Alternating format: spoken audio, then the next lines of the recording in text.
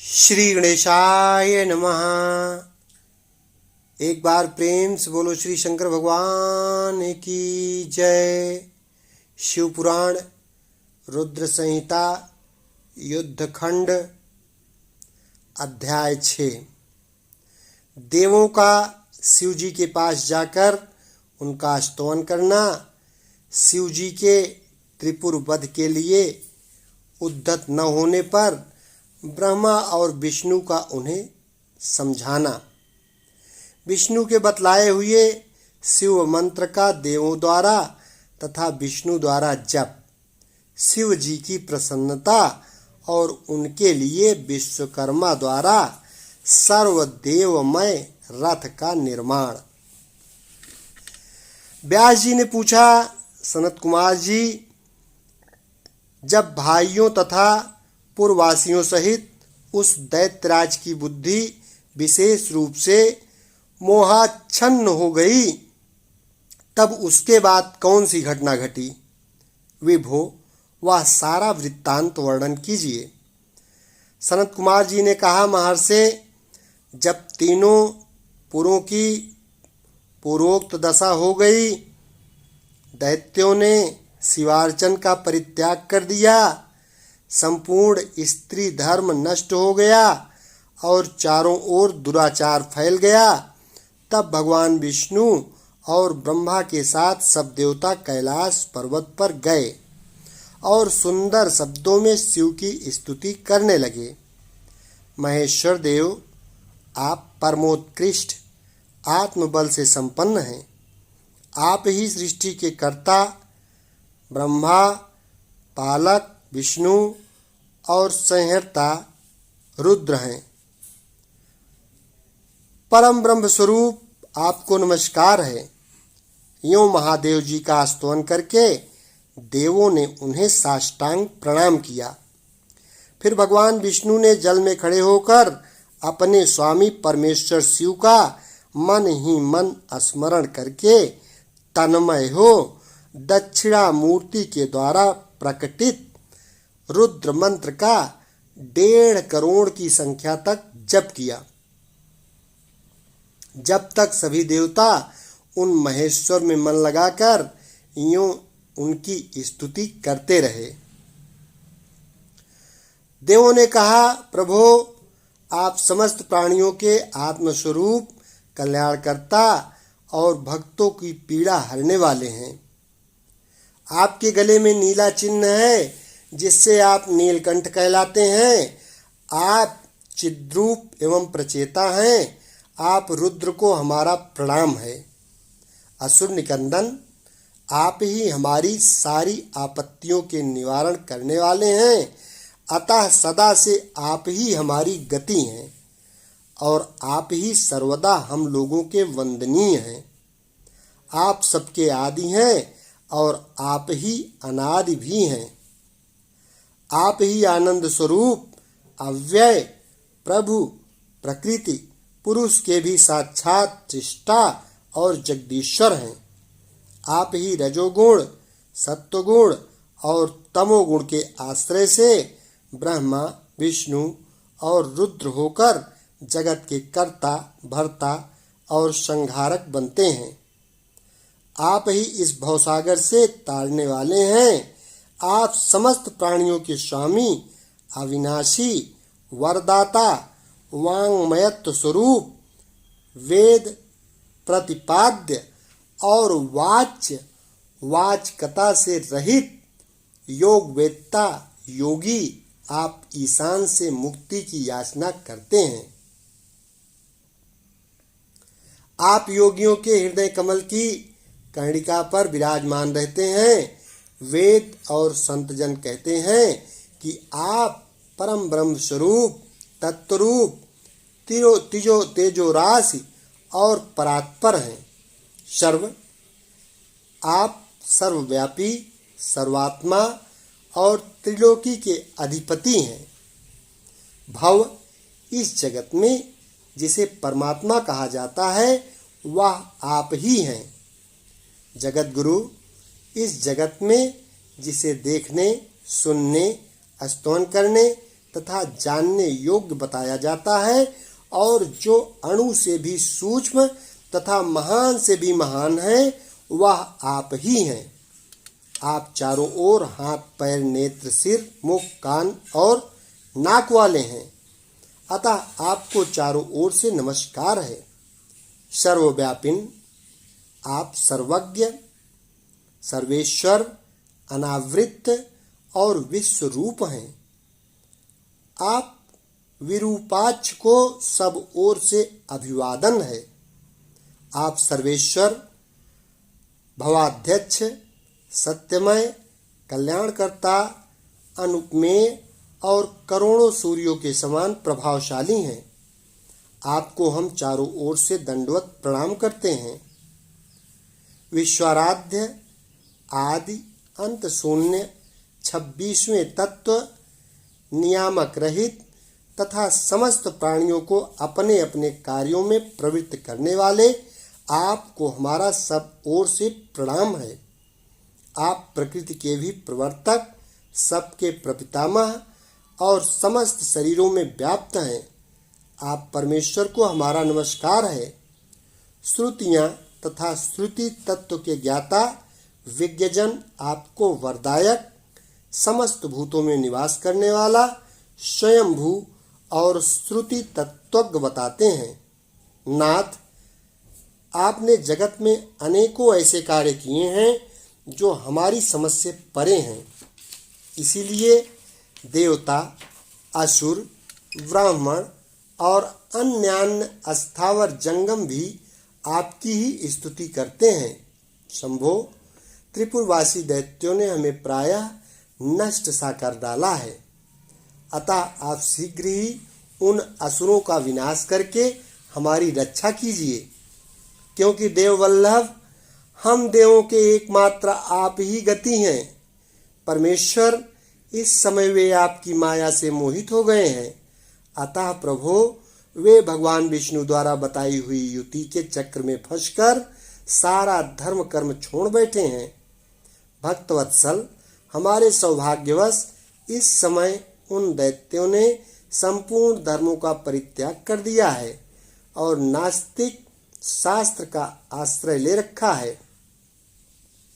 शरणदाता, आप सदा से देवताओं का कार्य करते आए हैं, इसलिए आज भी हम लोग आपके शरणापन्न हुए हैं। अब आपकी जैसी इच्छा हो वैसा कीजिए। सनत कुमार जी कहते हैं, मुनिवर, इस प्रकार महेश्वर का स्तुति करके देवगण दीन भाव से अंजलि बांधकर सामने खड़े हो गए। उस समय उनके मस्तक झुके हुए थे।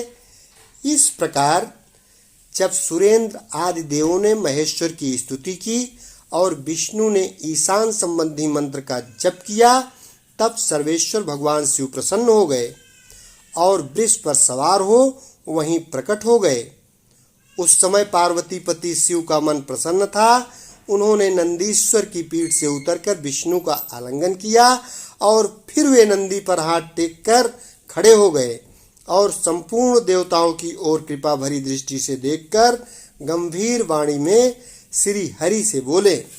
शिव जी ने कहा, देवश्रेष्ठ, उन अधर्मनिष्ठ दैत्यों के तीनों पुरों को मैं नष्ट कर डालूंगा, इसमें संशय नहीं है।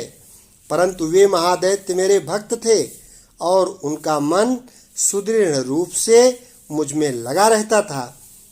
अतः यद्यपि इस समय उन्होंने ब्याजवश उत्तम धर्म का परित्याग कर दिया है, तथापि क्या वे मेरे ही द्वारा मरने योग्य हैं? इसलिए जिन्होंने त्रिपुरवासी सारे दैत्यों को धर्म भ्रष्ट करके मेरी भक्ति से विमुख कर दिया है, वे विष्णु अथवा अन्य कोई भी उन्हें क्यों नहीं मारते?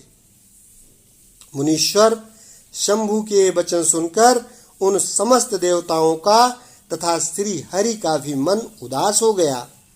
जब सृष्टिकर्ता ब्रह्मा ने देखा कि देवताओं और विष्णु के मुख पर उदासी छा गई है, तब उन्होंने हाथ जोड़कर शंभु से कहना आरंभ किया। ब्रह्मा जी बोले, परमेश्वर, आप योग वेदताओं में श्रेष्ठ परम ब्रह्म तथा सदा से देवों और ऋषियों की रक्षा में तत्पर हैं। अतः पाप आपका स्पर्श नहीं कर सकता। साथ ही आपके आदेश से ही तो उन्हें मोह में डाला गया है। इसके प्रेरक तो आप ही हैं। इस समय अवश्य ही उन्होंने अपने धर्म का परित्याग कर दिया है और वे आपकी भक्ति से विमुख हो गए हैं। तथापि आपके सिवा दूसरा कोई उनका वध नहीं कर सकता। देवों और ऋषियों के प्राण रक्षक महादेव साधुओं की रक्षा के लिए आपके द्वारा उन म्लेच्छों का वध उचित है। आप तो राजा हैं, अतः राजा को धर्मानुसार पापियों का वध करने से पाप नहीं लगता। इसलिए इस कांटे को उखाड़कर साधु ब्राह्मणों की रक्षा कीजिए।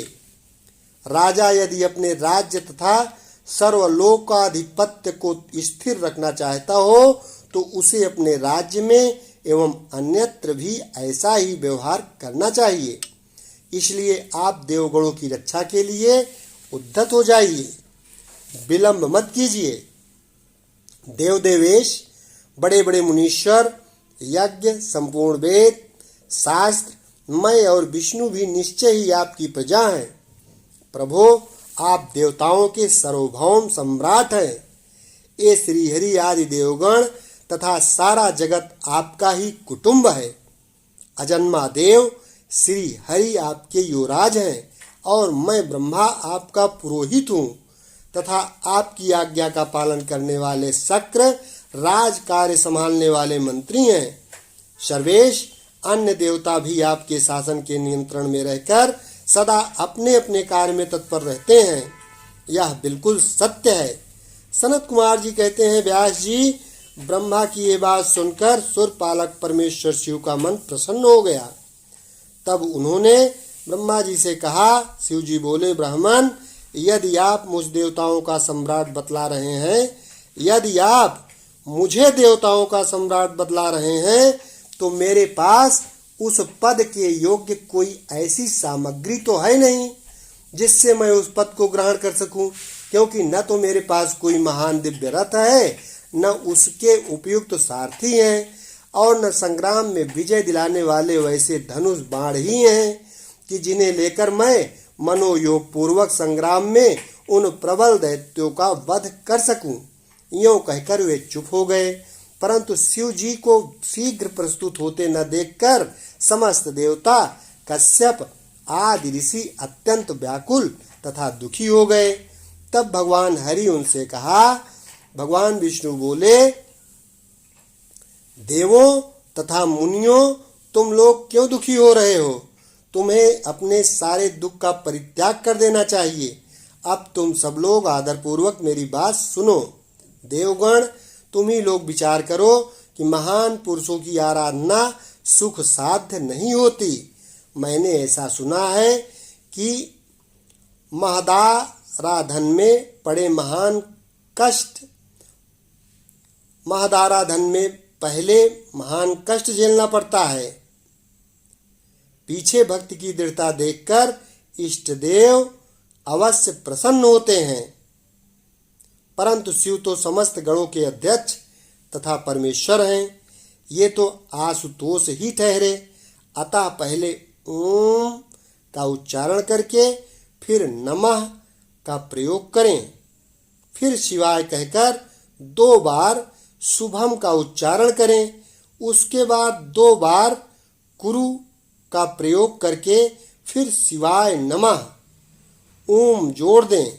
ऐसा कहने से ओम नमः शिवाय शुभम शुभम कुरु कुरु शिवाय नमः ओम, यह मंत्र बनता है।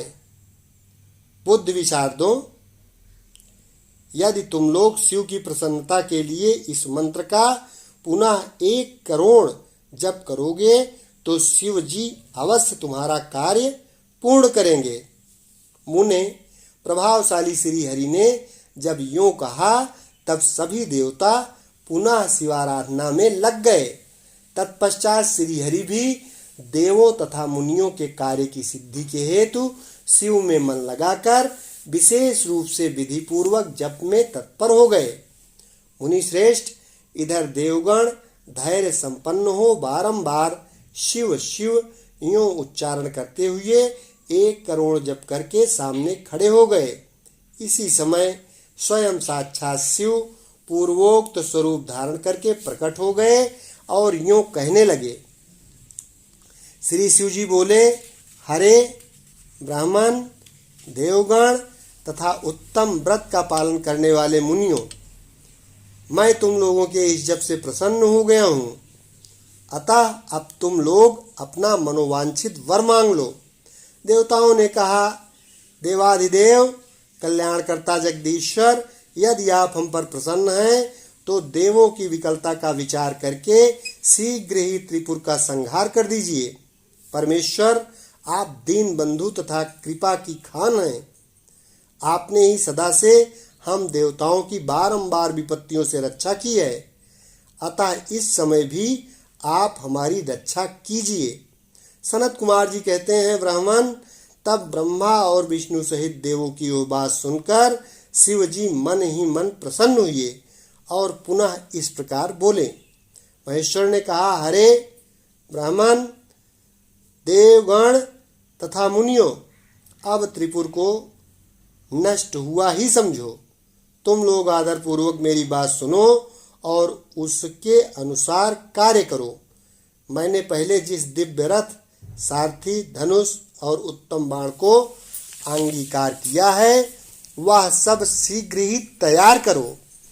विष्णु तथा विधे निश्चय ही तुम दोनों त्रिलोकी के अधिपति हो, इसलिए तुम्हें चाहिए कि मेरे लिए प्रयत्नपूर्वक सम्राट के योग्य सारा उपकरण प्रस्तुत कर दो।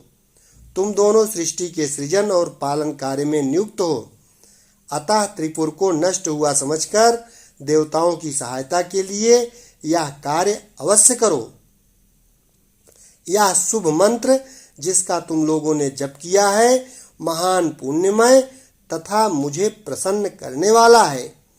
यह भुक्ति मुक्ति का दाता, संपूर्ण कामनाओं का पूरक और शिव भक्तों के लिए आनंद प्रद है। यह स्वर्गकामी पुरुषों के लिए धन, यश और आयु की वृद्धि करने वाला है। यह निष्काम के लिए मोक्ष तथा साधन करने वाले पुरुषों के लिए भुक्ति मुक्ति का साधक है।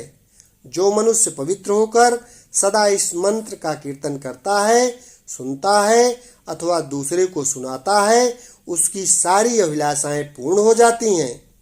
सनत कुमार जी कहते हैं, मुने, परमात्मा शिव की यह बात सुनकर सभी देवता प्रसन्न हुए और ब्रह्मा तथा विष्णु को तो विशेष आनंद प्राप्त हुआ। उस समय विश्वकर्मा ने शिव के आज्ञानुसार विश्व के हित के लिए एक सर्वदेवमय तथा परम शोभन दिव्य रथ का निर्माण किया। अध्याय 6 से 8 तक संपन्न हुआ। एक बार प्रेम से बोलो श्री शंकर भगवान की जय। देवादिदेव महादेव की जय। हरे हरे महादेव। शेष अगले भाग में।